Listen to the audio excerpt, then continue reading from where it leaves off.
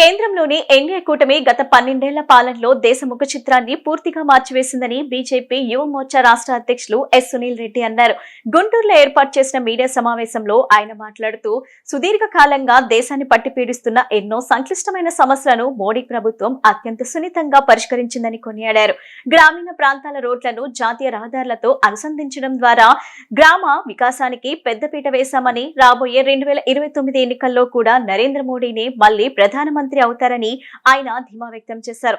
ఆంధ్రప్రదేశ్ అభివృద్ధికి కేంద్ర ప్రభుత్వం ఎల్లప్పుడూ కట్టుబడే ఉందనే విషయాన్ని ఆయన స్పష్టం చేశారు.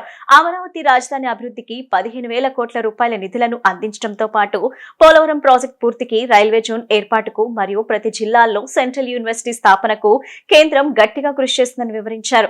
గుంటూరు జిల్లా పరిధిలో కూడా కేంద్ర ప్రభుత్వం ఆధ్వర్యంలో అనేక అభివృద్ధి పనులు వేగంగా జరుగుతున్నాయని ఈ సందర్భంగా గుర్తు చేశారు. 12 సంవత్సరాలకు పైగా ప్రధానమంత్రిగా కొనసాగుతున్నారు.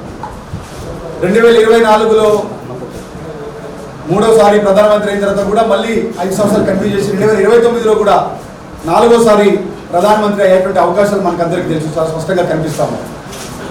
ఎందుకు అనే క్వశ్చన్ మార్క్ వస్తే కనుక ఈ 12 సంవత్సరాల్లో నరేంద్ర మోడీ గారు దేశంలో అన్ని రాష్ట్రాలకు ఇచ్చినటువంటి అన్ని రాష్ట్రాలు చేసిన అభివృద్ధి కావచ్చు, స్పెసిఫిక్గా ప్రత్యేక దృష్టితో ఆంధ్రప్రదేశ్కి ఇచ్చినటువంటి అభివృద్ధి కావచ్చు. ఈరోజు దేశంలో నరేంద్ర మోడీ గారి అధికారంలోకి వచ్చిన తర్వాత 136 వందే భారత్ రైలుని దేశంలో మేము అందించాం. 44 లక్షల కోట్ల రూపాయలు డీబీటీ ద్వారా సంక్షేమం పేరు మీద ప్రజలకు మేము నగదు రూపంలో అందించాం. ఆంధ్రప్రదేశ్ 2014 విభజన తర్వాత అనేక రకాల అభివృద్ధిలో మేము కీలక పాత్ర పోషించాం. దేశంలో అనేక రకాల సమస్యలు పట్టిపీడిస్తూ ఉన్నాయి. 2014 కంటే ముందు కూడా ఈ దేశంలో స్వాతంత్రం వచ్చిన 60 సంవత్సరాలు కాంగ్రెస్ ప్రభుత్వం పాలిస్తే ఈ దేశాన్ని మేము కేవలం 12 సంవత్సరాలు మాత్రమే పాలించాం. గతంలో అటల్జీ పాలించినా కూడా పూర్తి స్థాయి అధికారంలో మేము లేదు.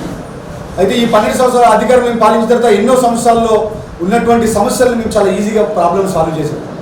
అందులో భాగంగా 370 ఆర్టికల్ కావచ్చు, అదేవిధంగా జమ్మూ కాశ్మీర్ సంబంధించిన సమస్య కావచ్చు, లేకపోతే అయోధ్య రామ మందిరం కావచ్చు, త్రిపుల్ తలాక్ కావచ్చు, ఇలాగ దేశాన్ని పట్టి పీడిస్తున్నటువంటి అనేక రకాల సమస్యలు ఎత్తున్నాయో అటువంటి సమస్యలన్నింటినీ కూడా మేము చాలా సామరస్యంగా ఎటువంటి గొడవలు లేకుండా నరేంద్ర మోడీ గారి నాయకత్వంలో ఇటువంటి సమస్యలన్నింటినీ కూడా పరిష్కార దిశగా చెక్ పెట్టడం జరిగింది.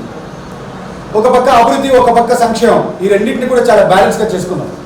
ఎక్కడ కూడా గతంలో ప్రభుత్వాలు అభివృద్ధి చేసి సంక్షేమాన్ని వదిలేసి, సంక్షేమం చేసి అభివృద్ధి వదిలేసి, కానీ మేము నరేంద్ర మోడీ గారి నాయకత్వంలో అభివృద్ధితో పాటు సంక్షేమం కూడా చాలా ఇంపార్టెంట్ అని చెప్పేసి ఈ రెండింటిని కూడా బ్యాలెన్స్ చేసుకుంటూ రెండింటిని కూడా దేశంలో చాలా సమతుల్యంగా బ్యాలెన్స్గా మేము ముందుకెళ్ళాం. ఈరోజు దేశంలో 4 కోట్ల పైగా మేము ఇల్లు పక్క గృహ నిర్మాణాలు మేము నిర్మించాము. 12 కోట్ల పైగా టాయిలెట్లు నిర్మించాము. ప్రతి ఇంటికి జల్ జీవన్ మిషన్ కింద కుళాయిలు నిర్మించాము. వీధి దీపాలు నిర్మించాము. గ్రామీణ ప్రాంతాల్లో ఉన్న రోడ్లను నేషనల్ హైవే కనెక్టివిటీ చేశాం. గతంలో ఏ ప్రభుత్వం కూడా గ్రామీణ ప్రాంతాల రోడ్లు పట్టించిన పాపాన పోలేదు. కానీ మేము వచ్చిన తర్వాత గ్రామీణ ప్రాంతాల్లో రోడ్లు నిర్మించడం కాదు, ఆ గ్రామీణ ప్రాంతాల్లో రోడ్లను నేషనల్ హైవే కనెక్ట్ చేశాం. 136 వందే భారత్ రైలు